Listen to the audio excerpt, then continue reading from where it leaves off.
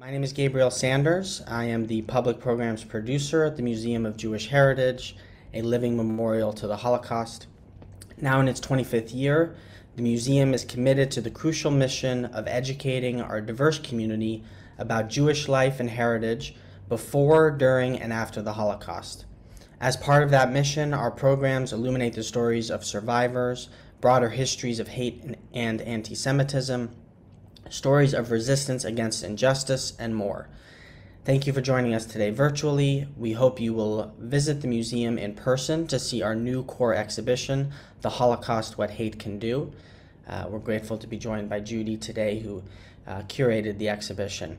Alongside our temporary exhibitions, Boris Lurie, Nothing to Do But to Try, running through November 6th, and Survivors, Faces of Life After the Holocaust, from photographer Martin Scholler, which opens on September 18th. Learn more and find tickets on our website.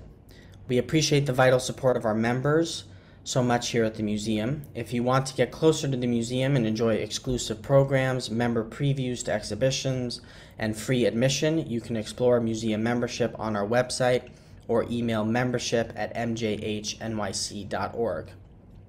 Closed captions are available on today's program. Instructions on how to turn captions on or off will be posted in the chat, in addition to the links I've mentioned. If you have questions for our speakers during the program, please put them in the Zoom Q&A, and I will get to as many as I can at the end of the hour. Though I'll be off camera during the talk, I'll be here in the chat for any thoughts, questions, or needs. So today we're honored to be joined by Judy, Tydor, Baumel-Schwartz, Shmuel, Refael, Jacqueline Heller, Dan Carter, Dorota Glowacka, Sam Juni, Abraham J. Peck, Liat Steir-Livny, Zehavit Gross, and Eva Fogelman. Judy Tydor Baumel-Schwartz is the director of the Finkler Institute of Holocaust Research and professor of Jewish history at Bar-Ilan University, and a historian curator for the exhibition The Holocaust, What Hate Can Do. Shmuel Refael is the director of the Salti Institute for Ladino Studies and dean of the Faculty of Jewish Studies at Bar-Ilan University. Jacqueline Heller is a Los Angeles-based psychiatrist and psychoanalyst who recently retired from her private practice.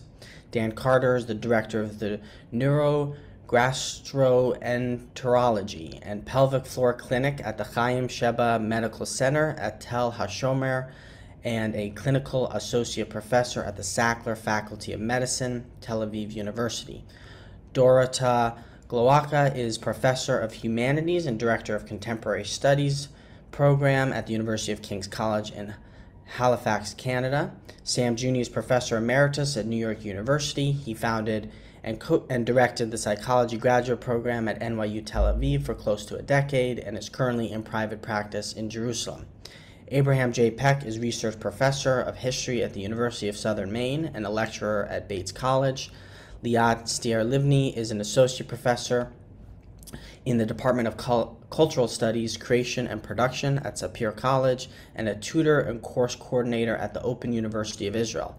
Zehavit Gross is the director of the Saul Van Gelder Center for Holocaust Research and Instruction, the incumbent UNESCO Chair in Education for Human Values, Tolerance, and Peace, and the Dean-elect of the Faculty of Education at Bar-Ilan University.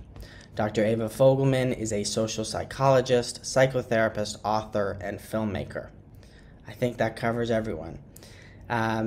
You can buy Researchers Remember, Research as an Area of Memory Among Descendants of Holocaust Survivors, a collected volume of academic autobiographies on Amazon, which is linked in the chat.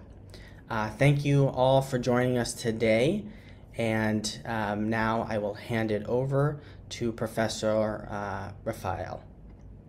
Thank you very much, Gabriel, and good afternoon, everybody, and good evening for the Israeli audience. It's a great honor for me to present the book that we are holding today. And I would like to start with a question. When is a book or a song born?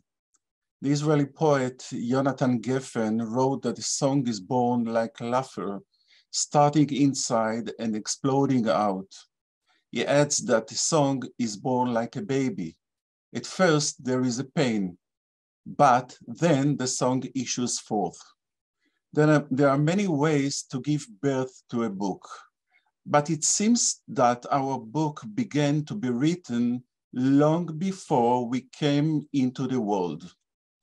I know that it sounds strange, but that's the truth. Who have undergone to the process, like the authors of this book, believe in all seriousness that the pages of this book you are holding today began to be written in a place where there was no paper, no pencil for writing, and no time for putting thoughts on paper. The pages of this book were written in the most horrific years in human history, in Auschwitz, Birkenau. Books are born from ideas and nourished by an extensive thoughts. Books are born as a result of a process, but this book exploded written from us. For many years, it was being written deep inside us, waiting for the correct moment when it would venture out into the world. The book you are holding today is the story of a generation whose parents wanted only the best for us. They wanted their children to grow up to be strong, independent men and women. People would not have to carry the horrors of Auschwitz-Birkenau their entire lives. Our parents could not have imagined that we would never manage to free ourselves from Auschwitz-Birkenau, even though we were not prisoners there. It would also never occur them that we would turn memory into a type of profession, as the preface of this book states, and I'm quoting, "This is a book about research, but even more so about researchers, a book about memory, but also about trying to forget, a book about the Holocaust, but one that only begins once it's over, a book about survivors, but only as far as their story impacts their offsprings. This is a book that was written by a group of friends. We didn't know that we bore the same encoding.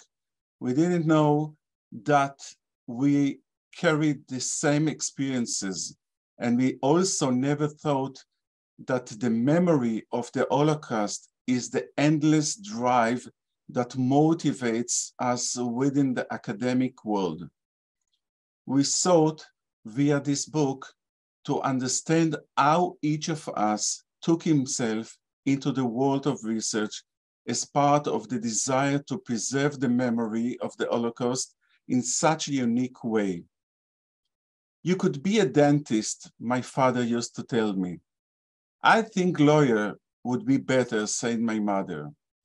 And if you want a business, then you have to come and join me in my grocery store, said my father, adding, from my experience, in the Holocaust, I can tell you, people also always need food. You will always have customers.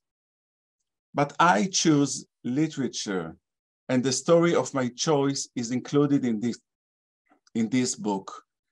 The story relates how I have dedicated my life to the researching an entire culture that was lost in the extermination camps, the Ladino culture. My friends in the group of the authors have similarly told their stories. Some are Holocaust researchers, some are philosophy researchers, while others are researchers of education, physics, or medicine. We have all promised ourselves that our work is not only for livelihood, but also and mainly to give expression to the memory of the Holocaust. It is complicated, I agree with you. And for that reason, I propose to you on behalf of my colleagues to read this book. We have crafted a fascinating document, a primary document, an authentic document, a book that tells the story of our generation, a book that tells another story of the Jewish people in the 20th century. Thank you very much. Hello. I'm honored to share a bit of my 2G story and for inclusion in this book. Some of you knew my mother, my late mother, Jacqueline Heller, a Holocaust survivor who bore witness to her memoir's publication. She became a vanguard for Holocaust education and remembrance and inspired even the most disadvantaged souls. Let me begin by saying that I'm interested in story making. And I'd like to say that 95% of the unconscious mind drives our thoughts, thought and behavior. So the unconscious mind is where the most painful thoughts and feelings reside, including the ones that I believe are the underpinnings to bigotry and scapegoating and bullying. And those are shame and humiliation. So I think we have to make a conscious effort to access these feelings. And self-reflection is the requisite for meaningful, empathic human connection. Looking inwards with a somewhat detached eye clarifies what makes us tick and what ticks us off. How do descendants of the Holocaust use storytelling to master a sound knowledge of facts? How do we bear witness without identifying with our parents' traumas? And how do we transmute our parents' stories for the better of for our emotional health and for spreading compassion and empathy for our children? In my life, although the Holocaust had an embedded presence, I was not running from persecution. My parents loved us. Observing and living with my parents' respective trauma narratives afforded me the latitude to introspect and transmute my family stories. My book, Yesterday Never Sleeps, published next year, illuminates the value of connecting many memories from ancestry to the present day to create a narrative, going inward to recall and convey salient life events lucidly, demystify symbols and events that have taken too much misdirected energy. Neuroscience confirms a direct correlation between self-reflection and neuroplasticity in brain regions that represent rationality and higher order functions. A bit about my family for context. My parents came from tiny villages in the Ukraine, a few miles apart on the Russian border, actually, that Ukrainian people, Polish people, and Jews alike populated. My mother enjoyed a very stable, traditional Jewish home life. She was intelligent and bookish. During the Holocaust, Sidor, one good farmer, and a Ukrainian militiaman, Jan, who was very handsome, fell in love with Fanya, conspired to save the family from certain death by hiding them for several years. Her father, faced with this choiceless choice, told her to be friendly and comply with Jan's wishes. My father suffered a series of childhood calamities. In effect, he was doubly orphaned by 6. Chance, grit, and the kindness of strangers enabled him to survive childhood. Then he was on the run during the war like a feral hunted animal. My parents met after the war. They married and had 2 kids while living in Germany. My sister, 12 years my senior, was born in post-war Munich in a Catholic hospital where the nurses would not accept the name Chava, insisting on Abba. Fanya escaped in the dead of night, still a Jew in flight. This welcome into the world was telling, foreshadowing the homeless, stateless, unanchored tenor of Abba's childhood. By the time my brother and I came around, we effectively had a completely different set of parents. The intended post-war pit stop in Germany turned into a 12-year nomadic saga that terminated New York to usher in a new era. That was me, the first US-born American citizen in the family. I slept in a crib and then in a cot in my parents' bedroom, in earshot of muffled whispers and many shahs and shus, hearing and registering their war stories. I knew they'd been through a terrible Hitler thing that killed Jews, including most of my family, my relatives. My parents' life's experiences were filtered through a lens of trauma always. Looking back, I can pinpoint this period when my worry and vigilance began. I was watchful, waiting or hurrying to get somewhere or nowhere as I sensed something impending. I came to recognize that foreboding emotion was anxiety. I was 4. I memorized the titles of Fanya's books that filled my childhood room. I wanted to tell my own stories, remember my life's events, and have them in my head, just in case we had to run away without books. Eventually, I understood that my father's narrative was capricious because traumatic memories are often schematic and ephemeral. Even their details are elusive. I couldn't imagine not having parents, not even a photo of them or myself, or not knowing my birthday. How awful. So I began constructing a mental narrative of my life. I was determined to know my details and know myself, and I recounted what happened each day. My sequential memoirs and memories consolidated and updated my life narrative by reviewing the past and maintaining chronology. It made me feel closer to my dad, knowing what it's like to remember everything, a refugee mentality about proximity and personality and portability. Take passports, cash, diamonds, and a few photos and your brains. That's all you need, and run away whenever you have to. Ordinary developmental matters of daily life were irrelevant to survival and dismissed as trivialities. Problems that required adult intervention, like illnesses, were so overwhelming to them that we felt guilty for adding needless insult to our parents' injuries. There was so much fallout, what I term damage control, that seeking aid or comfort was not worth the price. Why was this so? Because a highly stressed individual frozen in survival mode can't focus beyond self-regulation survival. My brother and I shared a pact to be a united front of surviving our survivor parents. To this day, we have an unbreakable bond. Temperamentally compatible with similar fundamental capabilities, we saved each other from lunacy. We automatically mirrored each other's observing self. When not competing, commiserating, or comparing crazy notes for reassurance, we had loads of fun playing and hanging out together. When we were with survivors' families and friends, we engaged in competitive surviving kerfuffles about whose family was the craziest on earth and which one of us had the most challenging life. We sounded just like our parents. When it came to adolescence, I was on my own with all things female: puberty, bras, boys, and beer. Can't borrow my mom's clothes, never. Decades later, when Mom and I spoke about everything under the sun because we were very close, now I'm a psychoanalyst with compassion and clear forgiveness, I declared that my emerging womanhood was a searing reminder that she lost possession of her body during the war. In exchange for her family's lives, she was judged as a savior and as a slut. Damaged goods, highly sensitive to persecution, but with good self-reflection and very sensible people. My parents always reassured me that their errors were not my fault. They were always very kind-hearted and always apologized after acting crazily. My father reassured me that seeing my face brought him joy, even when he wept buckets of tears. He explained that I could be his sister's clone, his beloved sister who was murdered by the Nazis, forever gone. I found it sad, the eeriness of him crying when seeing me dissipated. These relationship repairs were singularly the most significant factor in preserving my self-esteem and preventing me from becoming a self-loathing, tormented individual. There are many contradictory predicaments in my life. Still interfering with my professional life is a dialectic between anonymity and notoriety. Avoid all social media, organizations, rallies, but be a somebody, a big doctor, make us proud. Traumatic memory has a way of hitting you over the head, especially if it's donated or cyclically deposited, not your own memory. Entangled with my mother's plan of becoming a doctor was a multi-generational mandate, a directive that was deposited directly onto me. I became the surrogate for derailed destiny, missed chances, and buried dreams. I became a doctor. Yes, I became a psychiatrist. I practiced privately for many years, and I came to love it. I really enjoyed my work. I've left to my own devices, I would have been a professor of literature, an artist, a designer of some sort.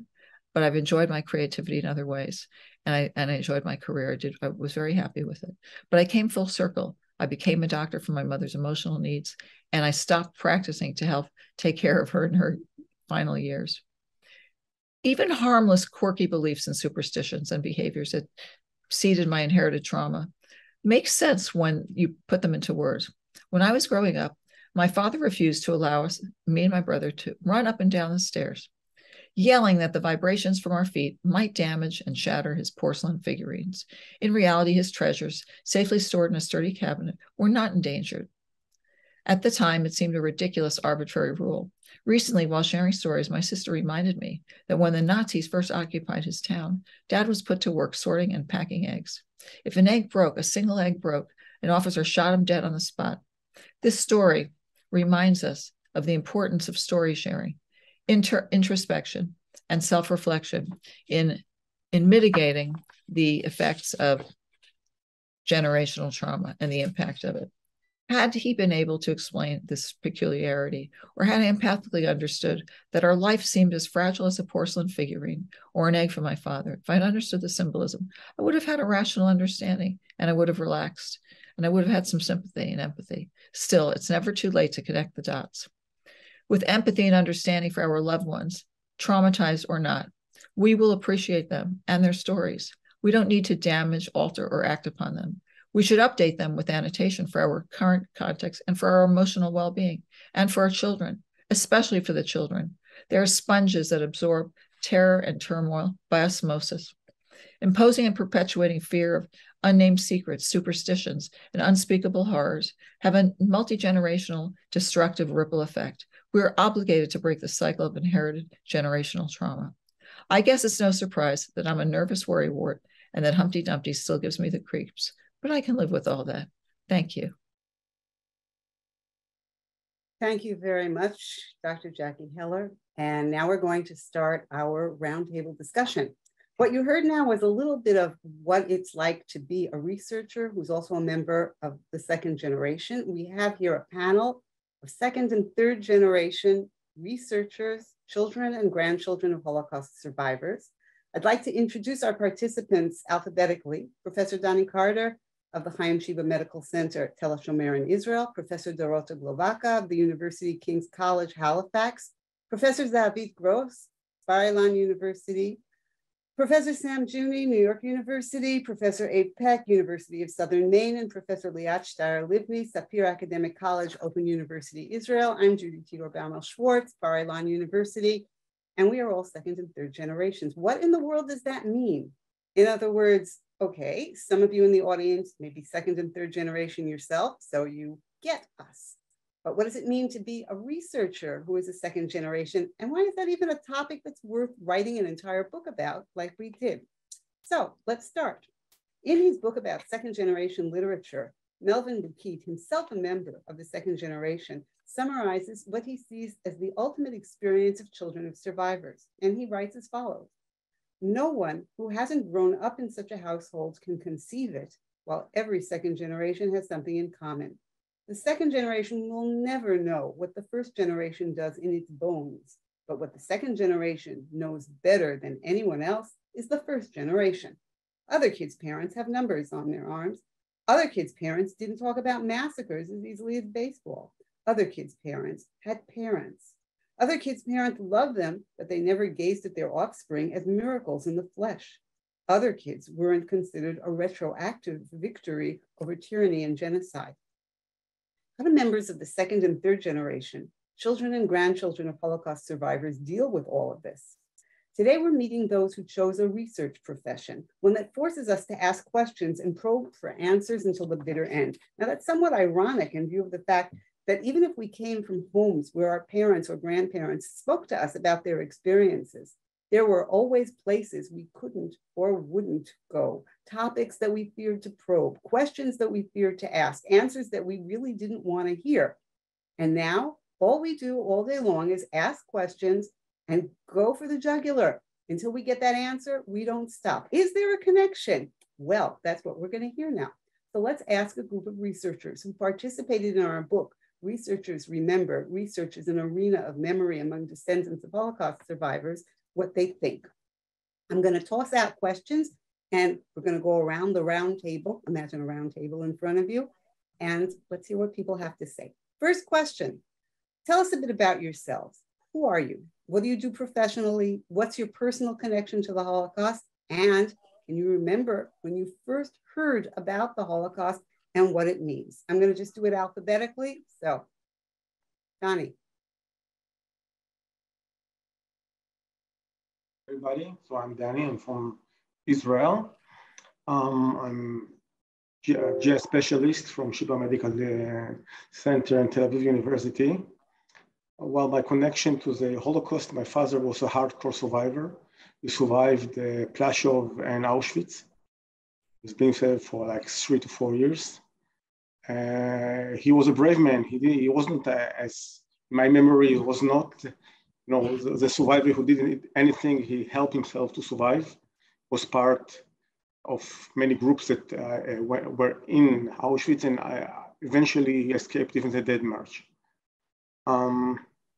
I think that my mother, actually, she was other type of Holocaust survivor. Her family was smart enough to fly to Russia, and she survived in Siberia without going through the camps. And then after the war, she came back to Poland. So I think that actually I started hearing about Holocaust in my very young youth. I was 3 to maybe 5 years old. And the thing that I remember from this time is hearing horrific stories. My grandmother emigrated from Poland. And I think that my first connection was hearing about stories of smashing of kids' hats when I was like 5 from my grandmother. And actually, it still lives in my memory, those stories of atrocities. And it only connected also to the fact that I found in my mother's library a photographic album of the Holocaust, of the atrocities. It wasn't for a 5-year-old eyes, it maybe was for the very grown people eyes, but I was immersed in this horrific pictures of dead people and slaughtered Jews and Poles. And together with the stories that I heard from my grandmother, it gave me the right vision of what actually happened over there. So this is my story.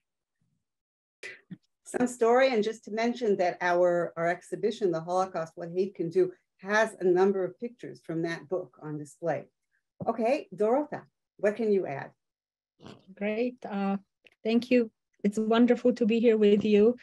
I'm Dorota Glowacka. I was born in Poland. I left Poland in 1989, ostensibly for graduate school, and I studied continental philosophy at State University of New York at Buffalo. And I wrote my thesis in continental philosophy, and it had nothing to do with the Holocaust, other than in one of the chapters I wrote about the writings of Bruno Schulz, a Polish Jewish writer who was murdered in Drohobych in 1942.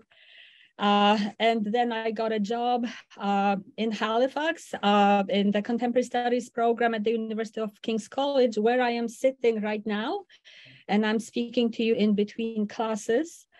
And during my job interview, literally on a spur of the moment, I was asked what kind of electives I'd like to teach. And I thought, well, I'm from Poland. I think I can teach a class on the Holocaust. And it literally was a turning point. And I say on a spur of the moment, it just happened. And I somehow took me years to connect the dots that it probably was not a coincidence that I had been carrying this baggage of family history all along. So I don't know if I was naive, if I was blind, what kind of psychological mechanisms, maybe defensive, were in place, that it take me a very long time to somehow realize that it was meant to be. My father was a Holocaust survivor, but I didn't know that until literally 1997. I can say more about that later on. I didn't even know that he was Jewish, and therefore so was I, because in Poland you kind of think about Jewishness not halachically, but if you have even a remote connection, you are Jewish, with all the unpleasantness that came with it when I was a child and growing up. I don't, regarding how much I knew about the Holocaust in Poland, not very much. You know, I read books by Tadeusz Borowski, but there was nothing about Jews. It was only in the 1980s that things changed and the Jewish culture was kind of introduced in Poland. The word Holocaust, I probably only heard when I moved to the States, and I heard about it in graduate school, and I started kind of reading and learning about it. So it's been a long journey, because I started with this total unknowing, total kind of ignorance of who I am, my family history, my father's journey. And I think of myself now as a Holocaust scholar. Holocaust is my passion. I have made a long journey into my own Jewishness. So it's been a very strange journey. And a very important one. Thank you, Dorota. Zehavit.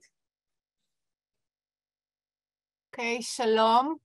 My name is Professor Zehavit Gross, and I'm the chairholder of a UNESCO Chair for Values, Education, Tolerance, and Peace, and the head of the Salvan Gelder Center for Holocaust Research and Instruction.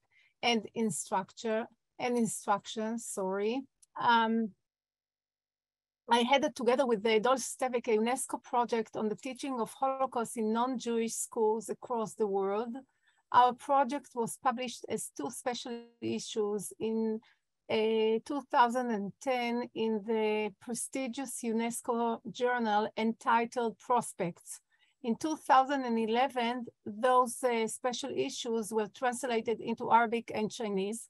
Professor Eli Wiesel wrote the introduction to the first special issue, and Professor Yehuda Bauer to the second. It was, in fact, the first UNESCO publication in the field of Holocaust education.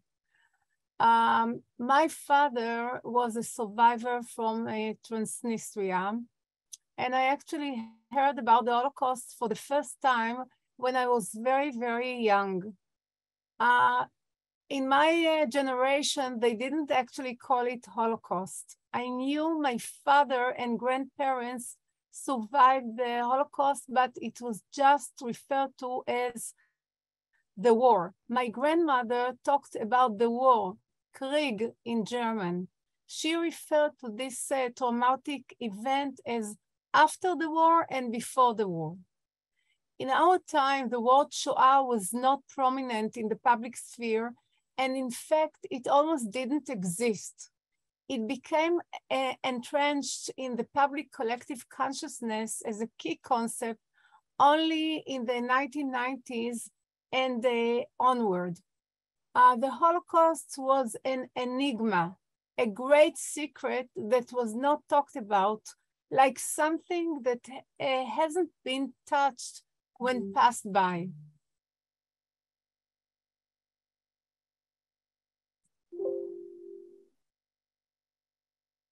That is quite a story, Zehavit. Okay, Sam, you're up next. Unmute yourself. Okay, so I've always been a researcher. That's been my passion in life. So as a professor at NYU, I've been doing that forever. And then as I moved into clinical practice, I've been doing differential diagnostics, basically psychology, psychiatry. And what I focus in on is the intersection of psychosis and character disorders. My connection to the Holocaust, my parents were there, grandparents, 7 siblings, aunts, uncles, everybody got killed. So that's a pretty close connection. Asking the question when I first heard about the Holocaust, that's almost like asking someone, when did you first hear about your mother? Or when did you first hear about your father? I don't remember ever not hearing about the Holocaust and ever it not being the central theme of the day for about 15 years as I was growing up. And what it meant to me is just a constant dread. I had no idea what it was, but it was obviously a huge danger. And also a reification that the world is a miserable place and that God can't be trusted. Well, okay. Thank you, Sam. Abe, you're up next. Unmute yourself, please. No, you're still muted. Now I'm hearable. Okay, thank you, Judy. Well, first of all, I want to say that I very much enjoyed Professor Refael's introductory remarks, very important, and I'm delighted that a member of the Sephardic community was able to speak for our 2nd and 3rd generation, because the experience of the Shoah in the Sephardic world is very much understudied, very much misunderstood, and I'm delighted that it's now coming to the fore. In fact, my parents were in a displaced persons camp after their liberation with a whole group of Greek Jewish survivors who really, in a sense, kept the emotions going. In fact, one of them kept asking my mother to marry her, even though she was already married, but that's beside the point. Anyway, Both my parents were married in the Lodz ghetto in Poland by Chaim Rumkowski, who was, of course, the great elder of the Jewish councils, in a mass wedding of several couples. But then, luckily, my father's roommate was a rabbi who then became a vice rabbi of the American zone of Germany, where many of the camps, in fact, most of them, the displaced persons camps were located, and then were married in a traditional, if you can call it that, wedding ceremony. It's interesting. Survivors, when they came both to America and perhaps other European or Australian worlds, and even to Israel, found a sort of kind of disbelieving community that really didn't quite understand them. I remember my father coming home disappointed from talking to American Jews who had experienced the war, and telling them what kind of experience he and my mother underwent. My mother was in Auschwitz, in Stutthof, and then was liberated by American troops. My father was in several work camps, was in Buchenwald, and finally liberated in Theresienstadt. And when those stories were told to the American Jews that my parents knew and talked about, the answer was, well, we also had problems. We had less bread and milk and meat.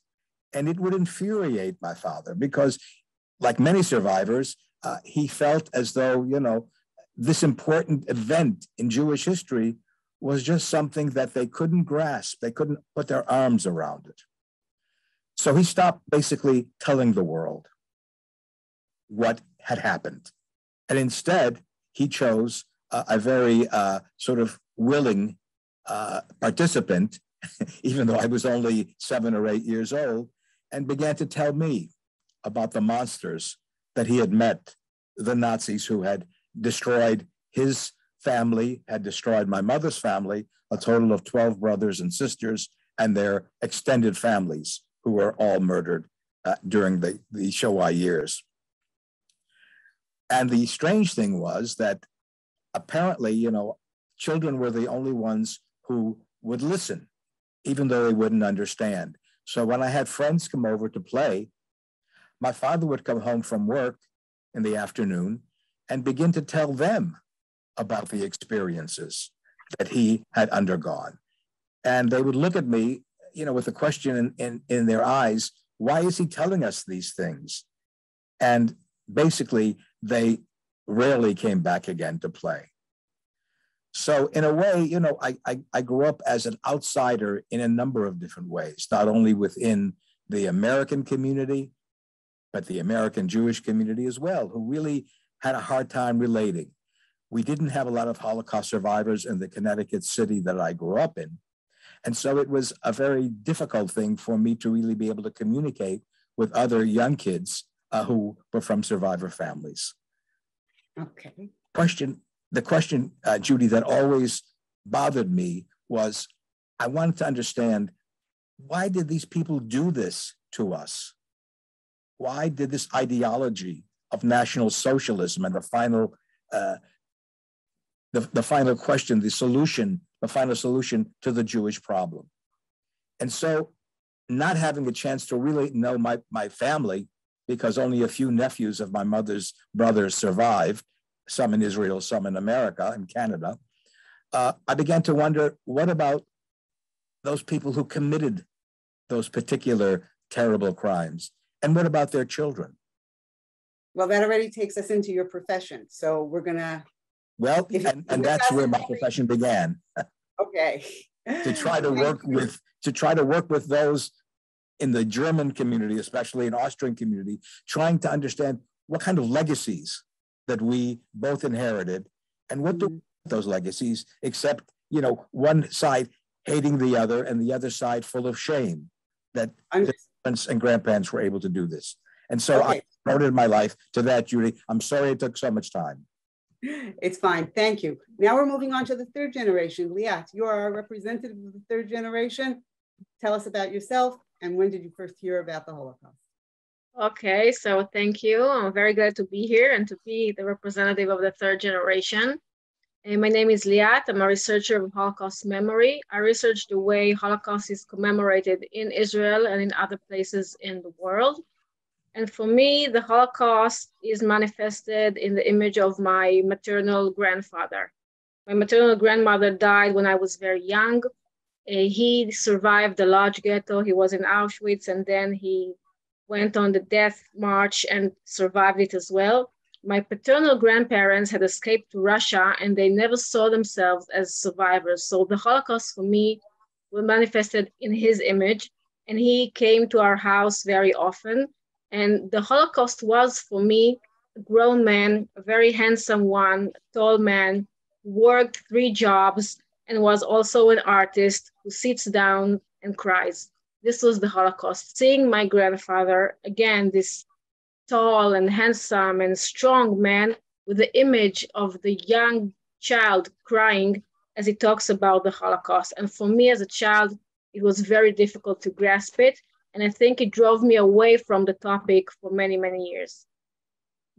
And we're going to just move from there into a question that has to do with our being researchers. As we have only a limited amount of time, I'll ask everybody to keep their answers brief. Explain what it means to you to be a researcher who is also the child or grandchild of a Holocaust survivor. What's the connection between those parts of your personal and your professional history? How does research become an arena of memory for you, as we write in the book's subtitle? Again, I'll do it alphabetically. Dani.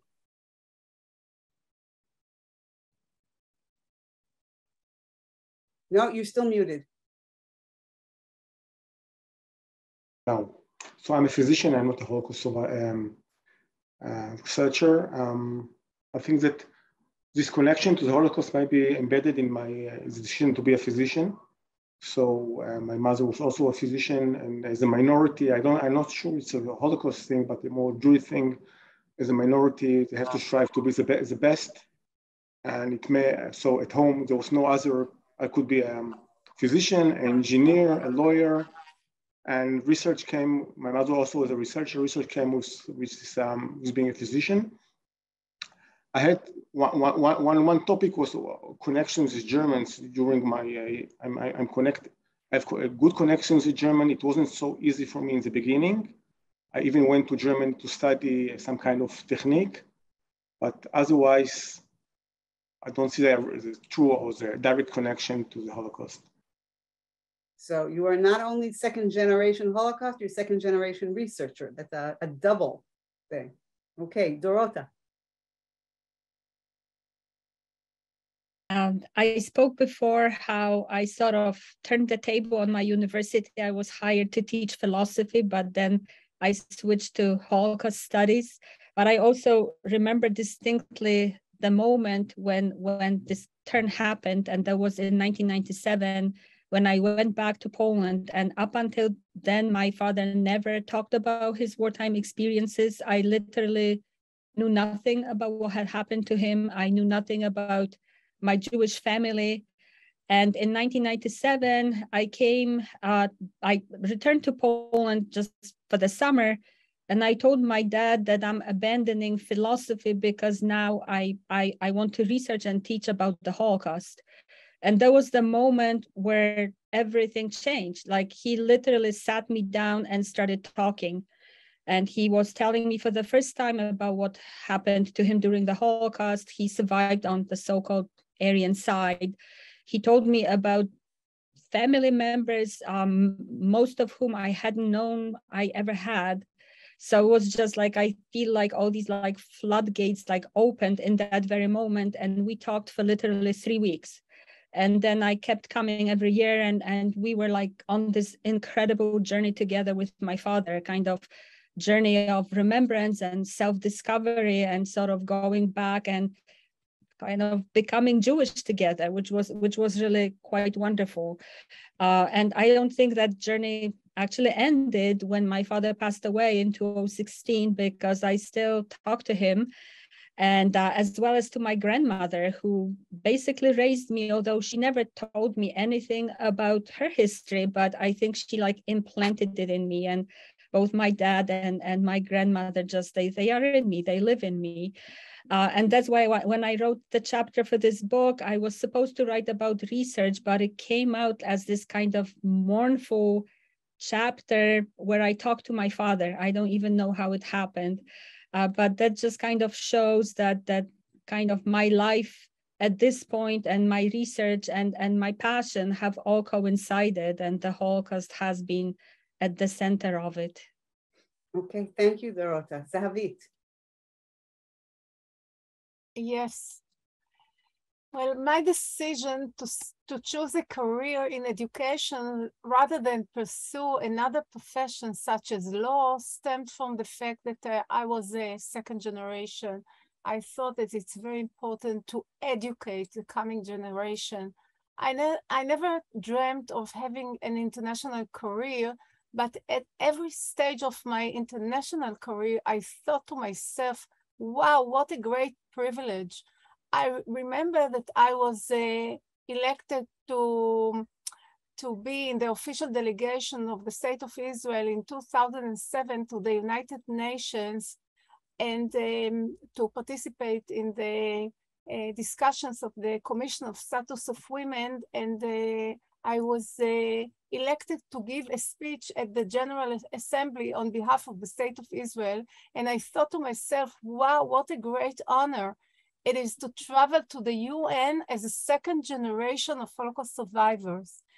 And I also felt that way in 2016, when I had been chosen to participate in a special symposium at the UN on the future of Holocaust education in the world.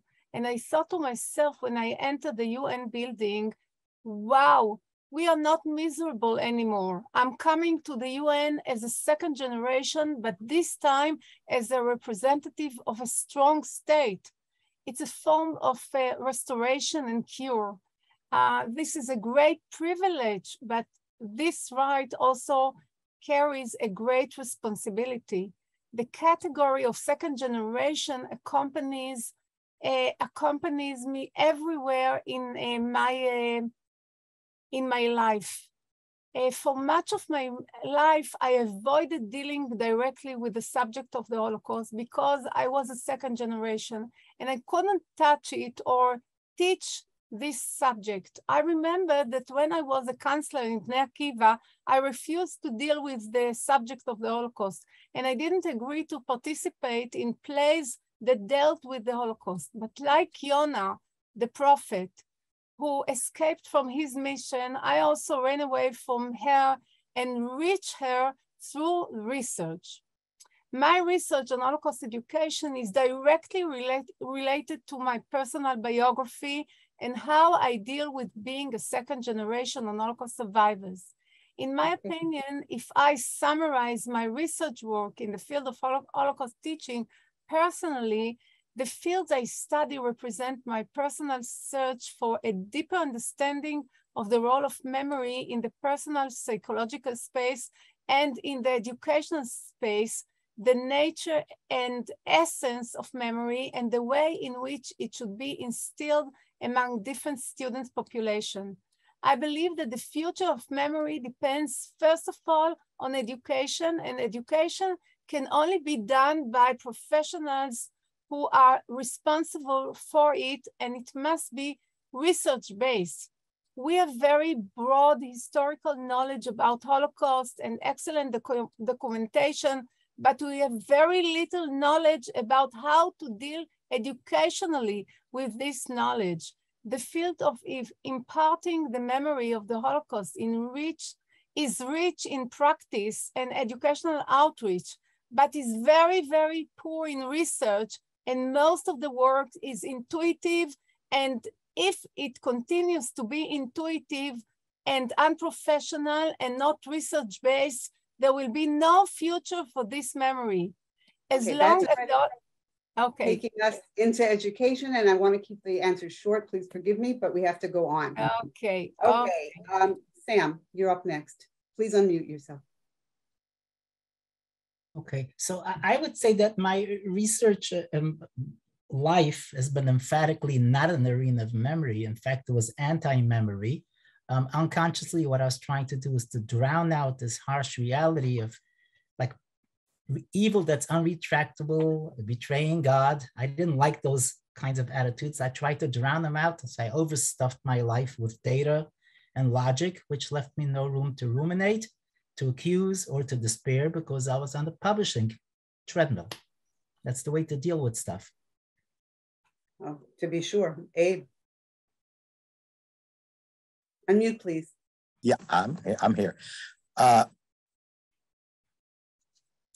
Unmute, please. There we go. You know, for me, finding out about the Holocaust and finding out about all of the different groups that were participants in it, the Germans, but many East European nations as well, and a world outside of that that really didn't care very much about what was happening to the Jews of Europe. And again, while I studied that and worked at it and became an advisor to Elie Wiesel when he became the chair of the U.S. Holocaust Memorial Council, I always had the feeling that suffering was not simply a Jewish thing. I mean, we are a people of memory, no question, and we have had many types of destructions in our lives, what we call the Chorban. But the major thing was that there were others who had also suffered. And I always thought it was important to reach out to them and to say that, you know, we were chosen to bring, you know, God's words to the nations, to be a light among them, but we should also be a light perhaps to those communities who underwent such suffering in their genocides, but really didn't have the sense of memory that Jews have had. And so that's really where I've tried to focus as much as I could on the research that I've done. Okay, thank you. And Liat, give us the third generation take on this. So as I said, for many years, I ran away from the topic. Then in university, I came across this course that dealt with anti-Semitism. And from there, I just knew that I had to deal with this topic. But this topic is me. There's nothing compared to it. There's nothing that interests me more. And it's not a 9-to-5 job. I cannot disseminate between myself and my career. I can't even call it a career because it's part of my identity. So these two are mixed together. Okay, we have 6 minutes left, and I want to do something which isn't on the program. People love me because I do things like that. Everybody unmute for a second, please. Everybody unmute so that we don't waste any time. Everybody unmute. Shmuel, you too. Everybody. Eva, you too. You're going to be involved. Yes, I know. You don't think that you're up yet, but you are. Everybody's going to answer one sentence, one question. If you could say one thing to your parents, Liat, your grandparents, about the Holocaust, them, your feeling about it, one sentence, what would it be? I'm not doing it alphabetically. I'm just going across my screen. Eva, what would you say?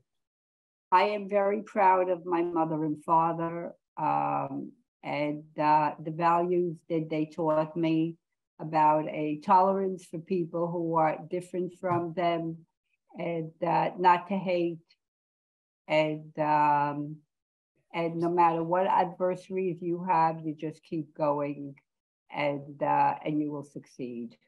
Terrific. We'll hear more from you in a couple of minutes. Donnie, one sentence, what would you say? Being so brave, I couldn't do it any better. Well said. Zehavit.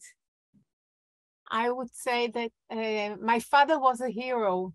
I'm sure about it. Now I understand it. Too late, but I really understand it. And I would love to tell him, thank you. Sorry.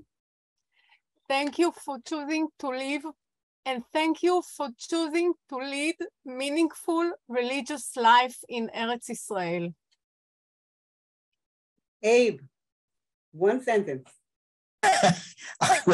I would just really love to say to my parents of blessed memory that I thank them for giving me an opportunity to understand their lives, both pre and post Holocaust years, and that I am grateful that I have not had to endure what they endured. Sam. I hope that the two of us, that's me and my brother, make up in some small measure for the horrible loss of everyone you loved that you suffered. Dorota. I think I would also say thank you. Thank you for the gift that you've given me, because as horrific as this history has been, I think of it as a gift that has allowed me to grow into who I am today and like who I am today, which I really didn't for decades of my life. And I hope for allowing me to, I think, make a difference, both as a parent myself and as an educator. So it's a gift that you've given me. Thank you. Liat. I'm sorry I couldn't listen. Jackie. The first few pages that were missed. One sentence. You know, I would thank my parents for being very self-reflective people. And although the Holocaust was embedded in my life growing up, I was well loved, and they had an amazing capacity to look at themselves after they acted strangely or crazily and apologize and say things weren't my fault or my brother's fault. And that was an amazing thing, that they were self-reflective and mindful and very, very sensible in the way that they behaved. And I thank them for being my heroes, and I miss them. You said what I was thinking. I think those of us who don't have parents anymore, yes, we miss them. Shmuel. You said Shmulik? Yes, I said Shmuel. Okay, so I would have say, enjoy paradise, and don't forget, we are still working in Birkenau, and we're in the command of memories. Oh, I don't know whether to laugh or to cry. This is for the audience, for you to understand that those of us that you see on the screen, we have spent the past few years together trying to put together this book. And some of the dynamics that you heard, especially the last question, is what we would go through every couple of weeks. We would get together and we would let it all out, especially things that we didn't even know we had inside each other. And as we have 30 seconds before I introduce Eva, I'm going to give myself privilege of the moderator, who's also a second generation. What would I say to my father, who was an Auschwitz survivor? Thank you for surviving, Daddy. Even though there were times that I'm sure that you wanted to go to the fence and end it all, you did not, so that I could come into this world and spend the rest of my life commemorating you and everybody else. We're going to move from our round table to concluding remarks, and then we'll have time for questions and answers at the end. I'd like to introduce our wonderful Dr. Eva Fogelman, who is a social psychologist, psychotherapist, an author, a filmmaker, and a terrific person, and who's going to tell us a little bit about second generation from her point of view. Eva, floor is yours. Thanks. First, I want to congratulate you, Judy, and Shmuel for this very extraordinary compilation of Descendants of Holocaust Survivor researchers. And also, adulations also are in order for all the courageous contributors who openly shared their lives, warts and all. And I think that just, you know, you hardly heard a bit of anything in today's discussion. So I highly recommend that if you really want to get to know the people that have been introduced here today and the rest of the people in the book, I really highly recommend it. And what is most impressive is the spirit with which each person kept moving forward despite all kinds of obstacles along the way, and they didn't succumb to being victims. Each personal introspective journey is a model that I think other sons, daughters, and grandchildren of Holocaust survivors can emulate when becoming introspective about their own professional journey and how it has been shaped by growing up with parents and grandparents who are Holocaust survivors. And I think that the exercise that is shown in this book is something that all children of survivors should begin to think about in trying to integrate their past and their presence. Descendants of Holocaust survivors are most known professionally for being in the helping profession. And this is because of the heightened sense of empathy that has been developed in children of survivors and grandchildren of growing up.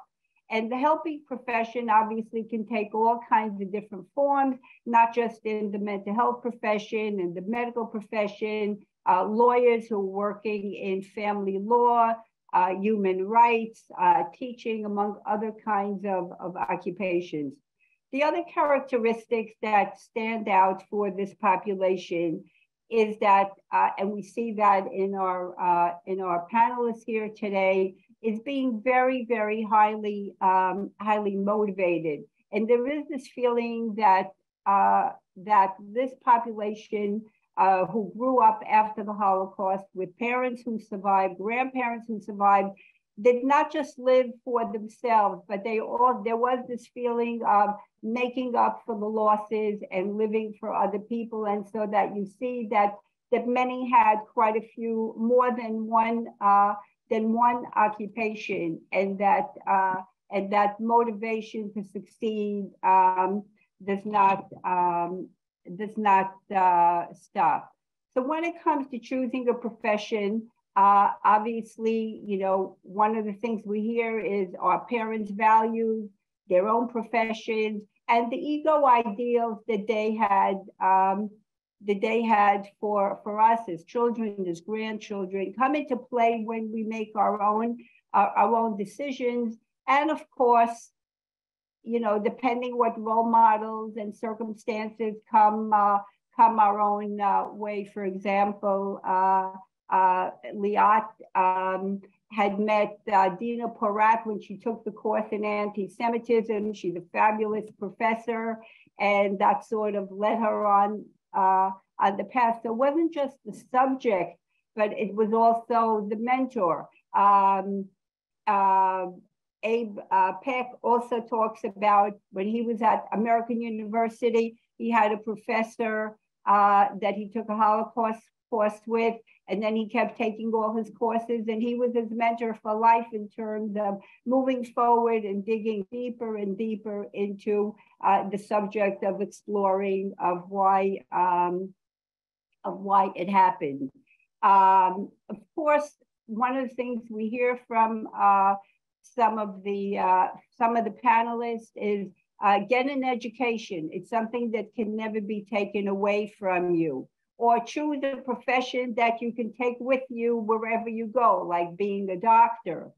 Or get a profession that you'll be able to support your family. But one of the things we see is that ultimately, no matter what profession you chose, your parents were very, very proud of you. And having known Jackie Heller's mother, the late Dr. Fania Heller, she was just so proud of Jackie, what she accomplished. And I just wanted to read one thing that Shmuel wrote, whose father wanted him to go into the business of selling food. And then Shmuel wrote a book on Sephardic Jewry and what happened during the Holocaust. And he had a major event of the book party opening where his father was. And then he says, during the final days, his father confesses to him, you could have been a doctor, you could have been a lawyer, you could have been many things, but how fortunate that you chose to be what you are. You have brought much honor to our community. And so I think that, what Shmuel's father said, I would say really holds for everybody who has contributed to this compilation. And I'm sure many of you that are in the audience. What stands out with the researchers we heard today is that in many of the cases, there was a lot of eavesdropping about what the murder of people, the persecution they experienced, their escape, their hiding, and obviously there weren't, open discussions, or some people saw, the photographs of some of the books that were laying around, where you saw all the dead people. Some people, unfortunately, were exposed to even very detailed graphics that get described in the book. And I think that it is these early conversations that brought a certain kind of curiosity in becoming a researcher, so that these are indelible images that never really leave you, and in fact make you more curious as you get older, not just curious about what happened in general to the Jews, how it could have happened, but also digging much more deeply into your own family history, which again, I think solidifies, not just dabbling. Nobody here is dabbling in the kind of work that they're doing. Everybody is very serious, and that the work sort of never stops. And not only is it your own personal identity, but it's sort of in a way taken over. I wanted to say one thing about Sam Juni, who became a researcher and sort of tried to get away from the Holocaust itself. But, Sam, you've been working with Native Americans. And so in a way, you picked another group that also experienced historical trauma. So not focusing on your own group, but rather, vicariously dealing with another group. And I think one of the things that that's in the book here and there, Peck mentions the word that we are damaged souls. That when he met, when you met Gottfried Wagner, the great grandson of Richard Wagner, who you've had a very public relationship with for quite a few years, and went all over the world talking about a child that survived and a grandchild. You talk about two damaged souls meeting. I don't see us children of Holocaust survivors as damaged souls.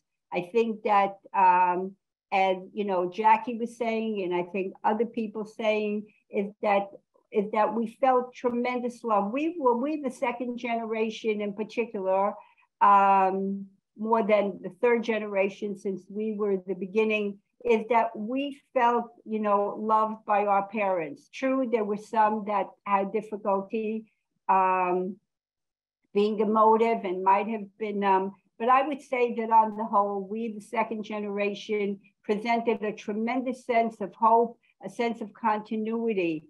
And so this stereotype of being, damaged goods is something that I have a hard time relating to, and in my own work, I try to undo that stereotype of children of survivors, and also of the Holocaust survivors. If you take a look at each of your parents and how much you each have gotten from them, in terms of, you wouldn't be where you were today if it wasn't for their resilience, despite their nightmares, despite carrying food or being afraid if we go out. And I think what Jackie said about knowing certain stories that can help us understand our parents is also something that that we, as children of survivors, as grandchildren of survivors, can continue to do after they are not here, in possibly hearing from whoever we can what some of these stories mean. So, for example, people who came, one thing that many survivors felt if their children came home a few minutes late at night.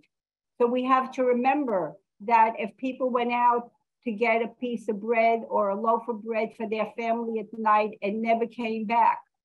And so these are the kinds of little things we need to understand about our parents, our grandparents, and why some of the quirks that we might have felt are, bothered us at the time, but we can now hopefully look at it and see it in a different kind of light. And I think that we, the second generation, the third generation, we are role models for our own children, and in terms of continuing the memory, in terms of not only Jewish history but world history and human history. The other thing I wanted to say that is not really part of the occupation, but one of the things that distinguishes us as descendants of Holocaust survivors has to do with, Jewish identity. Our parents, our grandparents were persecuted because they were Jews. And as Zehavit said, how proud she is that her parents chose to give her a life in Israel in a religious life. And that I think as children of survivors, when we think about our journeys professionally, I think we also need to think about our journeys as Jews and how we want to be role models for the next generation in terms of the continuity of the Jewish people. In the book, you will find some people who wanted to have many children as a way of having the continuity of the Jewish people. We have people like Sam Juni here, who transplanted himself from the United States to Israel and continuing his life there. We have other people that are like Jackie Heller's family, who were supporters of major institutions in the state of Israel as a different kind of way of continuing the continuity of the Jewish people. And so I'll end by ending with what I began with, which is that your parents would be very proud of everything that you are doing, and the fact that the work that you were doing does not just have an influence on the people that you come in touch with, but also it has broader implications that will move forward. And if we think about each of ourselves in terms of what we have done, is that we have taken a historically traumatic family background and we have transformed it into something that is meaningful both for ourselves and for the society at large, and that people do not just have to identify with the victimization, but rather finding different ways to use that victimization and search for a meaningful profession. Eva, thank you very much. That was very, very insightful. And Jackie, you had said that you have something short that you wanted to add from before. Just unmute yourself, please. Just a little bit about storytelling in keeping with Professor Gross. You know, Joan Didion said that we tell stories to live. And what I wanted to say was that, you know, the fundamental thing for human connection to go well is to really know the unconscious mind, which drives 95% of our thoughts. And so, that's a repository for all kinds of feelings and memories, including deep shame, humiliation, and self-loathing, which really are the underpinnings, the self-deception and the externalization of blame and scapegoating. And so those things are very important, and those things need to be explored within the context of updating memory and not becoming persecutors ourselves, because victims by proxy sometimes are damaged and bad things can happen. So I just want to say a little bit about that. I had a lot more, but I'll stop at that point. Thank you very much, Jackie. Now, I know that we have a couple of questions, and there was one that came up on the chat. This was directed towards Abe. I'm reading here. It says, in later years, did you look up your childhood friends to ask exactly what they thought when your father spoke to them, if they discussed it with their parents, and if so, what they said, and how they felt about this years later? I didn't, because I basically didn't quite understand what was going on, the dynamics of it. And as I said, once they underwent, unfortunately, the storytelling of my father, I didn't really have much contact with them, except maybe in school. But afterwards, it was very limited. So no, I didn't ask them, because I didn't quite understand myself what the dynamics were of that situation.